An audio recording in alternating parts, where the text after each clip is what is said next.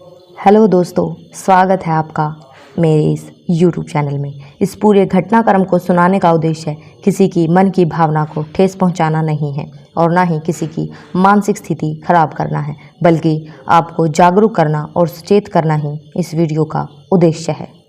ये कहानी है एक छोटी सी लड़की जिसकी उम्र महज 13 साल होती है, जिसे इसी 13 साल की उम्र में कई लड़कों के साथ मोहब्बत हो जाती है।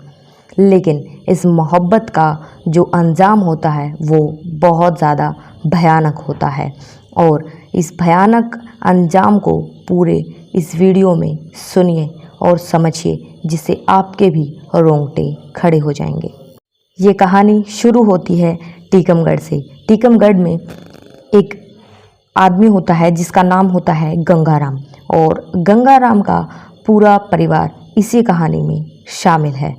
गंगाराम की पत्नी होती है शोभा, जिसकी पहले भी शादी हो चुकी थी, लेकिन अब उसका पति इस दुनिया में नहीं था। इसी वजह से शोभा के माँ बाप ने शोभा की दूसरी शादी करवाई, जो कि गंगाराम से है। लेकिन शोभा की एक बेटी भी है और अब शोभा की और गंगाराम की 2 औलादें और हैं, एक लड़का और दूसरी लड़की।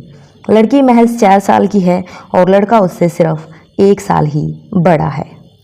अब परिवार बहुत बड़ा हो जाता है, इसी वजह से उन्हें वहाँ खर्चा चलाने में बहुत दिक्कत आ रही थी। अब गंगाराम और शोभा दोनों अपने परिवार को लेके चल पड़ते हैं हरियाणा के गांव सोनीपत में। अब ये हरियाणा के सोनीपत ज़िले के जहाँ पर उनको राई थाना लगता था, एक गांव में रहने लग जाते हैं। इनका पूरा परिवार यहीं रहता है, लेकिन उनकी जो बड़ी बेटी होती है जिसका नाम होता है नीतू, वो यहाँ पर नहीं रहती, क्योंकि उसे उसके माँ बाप उसके दादा दादी के यहाँ छोड़ के आ जाते हैं। उसका कारण ये होता है कि नीतू इनमें सबसे बड़ी थी, जो कि घर का काम भी कर सकती थी, और वो दादा दादी की मदद के लिए उसे वहाँ पर छोड़ देते हैं। अब ये यहाँ रहते हैं और कामकाज ढूंढने लग जाते हैं।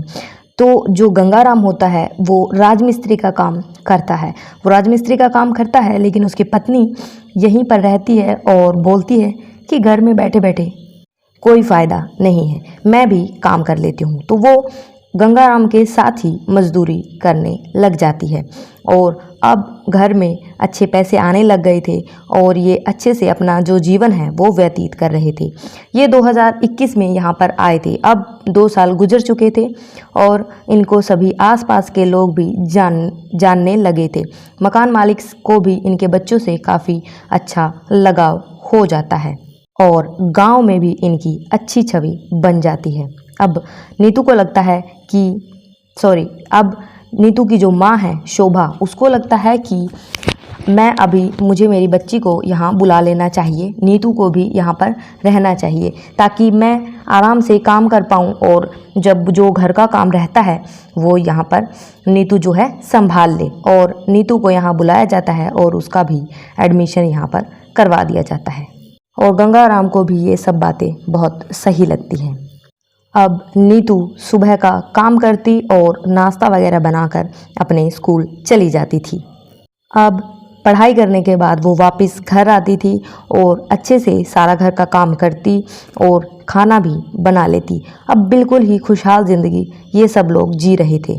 धीरे धीरे वक्त गुजरता है और अब अप्रैल का महीना आ जाता है। अब नीतू जो है क्लास 6 से 7th में चली जाती है और अब वो अपने पिता से बोलती है कि पापा, मुझे कुछ किताबें चाहिए, या तो आप मुझे किताबें ला दीजिए या तो पैसे दे दीजिए।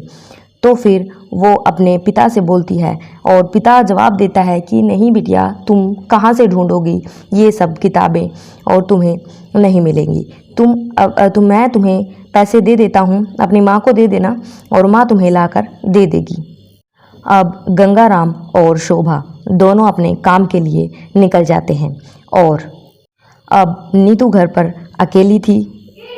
अब दोपहर हो चुकी थी। अब शोभा जो है गंगाराम को बोलती है कि मेरा काम ख़त्म हो चुका है, अब मुझे आप पैसे दे दीजिए, मैं नीतू के लिए जो किताबें हैं वो ले आऊँ। तब गंगाराम बोलता है कि ठीक है, तुम चले जाओ, लेकिन खाना खाने के बाद या जैसे ही तुम्हें वक्त मिले उसके बाद तुम दोबारा आ जाना।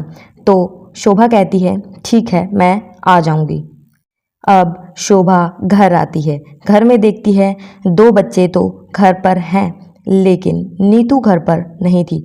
नीतू को उसकी माँ इधर उधर ढूंढती है, लेकिन वो छत पर जाती है और ढूंढने लग जाती है, लेकिन छत पर जाने के बाद जो उसे दिखाई देता है उसे देखकर उसकी चीखें निकल जाती हैं। अब शोभा की चीखें सुनकर वहाँ पर लोग इकट्ठे हो जाते हैं और जो मकान मालिक होता है वो भी वहाँ पर आ जाता है। ऐसा भयावह दृश्य देखकर कोई भी डर जाता, उसके रोंगटे खड़े हो जाते। सब देखते हैं जो नीतू है वो छत पर मौंधे मुंह पड़ी हुई थी। अब सब लोग नीतू को उठाते हैं और पास में ही जो हॉस्पिटल होता है उसमें वो उसे ले जाते हैं। हॉस्पिटल में डॉक्टर चेकअप करते हैं और देखते हैं कि कहीं जो नीतू है वो बेहोश तो नहीं, लेकिन पता चलता है कि वो मर चुकी है। अब जैसे ही ये बात शोभा सुनती है वो फूट फूट कर रोने लग जाती है। अब माँ को बिल्कुल सामने उसकी जो बेटी है वो पड़ी हुई है, लाचार है और मरी हुई है, तो उसे बहुत रोना आता है। वो बहुत फूट फूट कर रोती है और उसे बिल्कुल भी समझ नहीं आ रहा था कि एक इतनी सी उम्र में लड़की, बिल्कुल स्वस्थ लड़की, कैसे ऐसा हो सकता है। अभी जो गंगाराम राजमिस्त्री का काम कर रहा था वो भी भागा भागा अपनी बेटी के पास पहुंचता है और देखता है बेटी इस दुनिया में नहीं है। अब गंगाराम और शोभा फूट फूट कर दोनों रोने लगते हैं। अब वहाँ पर कोई इंसान था या कोई भी उनके जान पहचान का था, उन्होंने पुलिस को फ़ोन किया और पुलिस वहाँ पर आई। तभी पुलिस वाले डॉक्टर से बात करते हैं कि क्या हुआ है। तभी डॉक्टर बताते हैं कि इस लड़की को बेहोश की हालत में बता के यहाँ पर लाया गया है और जब हमने चेक किया तो ये मृत पाई गई है। और इनमें पुलिस वाले अब माता पिता से पूछने की कोशिश करते हैं कि क्या हुआ। तभी शोभा सारी बातें बताती है कि मैं घर पर ऐसे ऐसे काम के लिए आई हूँ और मुझे नीतू बेहोशी की हालत में मिली और यहाँ पर लाया गया तो मृत बताई गई। अब ना ही पिता बोल पा रहा था ना ही माता, क्योंकि इस हालात में कोई भी माता पिता बोल ही नहीं सकता। अब पुलिस वाले पूछते हैं कि या तो आप हमें बताइए कि क्या हुआ है या तो हम फिर कार्रवाई करते हैं। कार्रवाई का मतलब है वो केस दर्ज करते हैं और आगे की जो भी जांच पड़ताल होती है वो की जाती है। लेकिन कार्रवाई के लिए शोभा ने और गंगाराम ने मना कर दिया, क्योंकि अगर वो ऐसा करते तो उन्होंने बताया कि हम तो दिहाड़ी मजदूरी करते हैं, तो कहाँ से इतना पैसा जुटाएंगे और कहाँ से अपने 2 बच्चों का लालन पोषण जो है हम कर पाएंगे, और हम पुलिस के चक्कर नहीं काटना चाहते। जिसे जाना था वो तो जा चुका। इस पर पुलिस कहती है ठीक है, अगर आप कोई भी कार्रवाई नहीं करवाना चाहते तो आप हमें लिखित में दे दीजिए कि हमें कोई इस पर कार्रवाई नहीं करवानी है। लेकिन वहाँ पर एक डॉक्टर मौजूद होता है। पुलिस वाले को साइड में बुलाया जाता है और डॉक्टर उसे बताता है कि लड़की की जो मृत्यु है वो मुझे संभाविक रूप से जैसे होती है वैसे नहीं लग रही है, ये मुझे एक हत्या लग रही है, तो आप इसकी जांच जो है ज़रूर कीजिएगा। और जिस हिसाब से लड़की यहाँ पर लाई गई थी उसके कपड़ों से भी लग रहा था कि शायद उसका रेप हुआ है। जो डॉक्टर था वो बहुत ही ज़्यादा एक्सपीरियंस था उन्हें अपनी लाइफ में, इसी वजह से जो पुलिस वाले हैं उस डॉक्टर की बात मानते हैं। और अब पुलिस वालों को इनके घर वालों ने, जो कि शोभा और गंगाराम थे, उन्होंने मना कर दिया था, लेकिन उसके बावजूद पुलिस वालों ने इस लाश को अपने कब्जे में लिया और पोस्टमार्टम के लिए भेज दिया।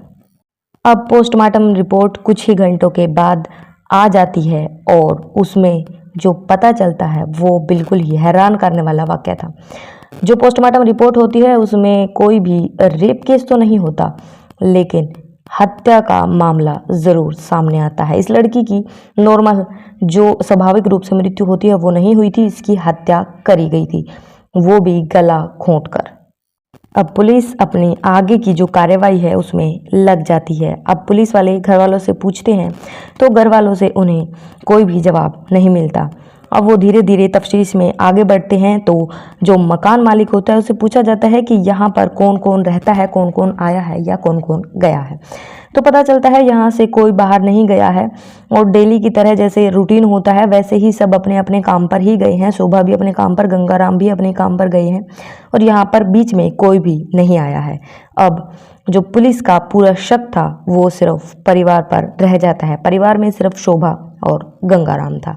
तो अब सिर्फ गंगाराम और शोभा से कड़ी निगरानी में रख के और बहुत अच्छे से पूछताछ की जाती है। पहले तो ये अपनी बात को कुछ भी नहीं बोलते हैं, अपनी बातों में उलझाए रखते हैं। उसके बाद जब पुलिस बिल्कुल सख्त तरीके से इनसे पूछताछ करती है तो जो वाक्य बाहर निकल कर आता है वो बेहद ही चौंकाने वाला होता है।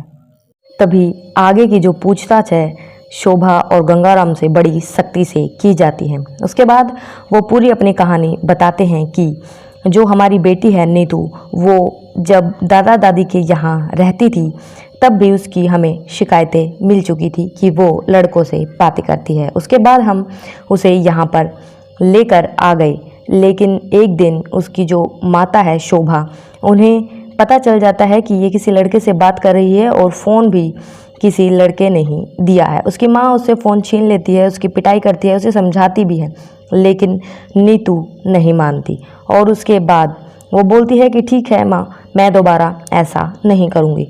लेकिन धीरे धीरे नीतू का ये जो स्वभाव है बदलता रहता है और बार बार वो लड़कों से बातें करती रहती है, नए नए जो फ़ोन है वो घर में लाती रहती है।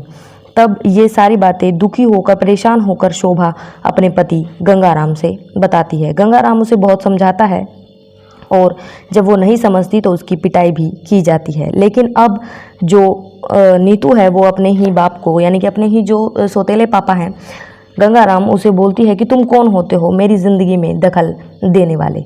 मैं तुम्हें ये हक नहीं देती हूँ कि तुम मुझसे ये सवाल पूछ पाओ, तुम मेरे असली पिता नहीं हो। उसके बाद ये बातें ऐसे ही चलती रहती हैं और अंत में जब गंगाराम बहुत दुखी हो जाते हैं तो दोनों मिलते हैं और इसे बहुत पीटते हैं, लेकिन उसके बावजूद भी ये नहीं मानती है और घर वालों के सामने ही जो बातें हैं शुरू कर देती है, बातें करने लड़कों से शुरू कर देती है। अब जब नीतू हरियाणा में आई तो यहाँ पर भी उसे स्कूल में और बहुत सारे पड़ोस के जो लड़के थे उनसे मोहब्बत हो जाती है और वो वैसे ही बातें करती रहती है।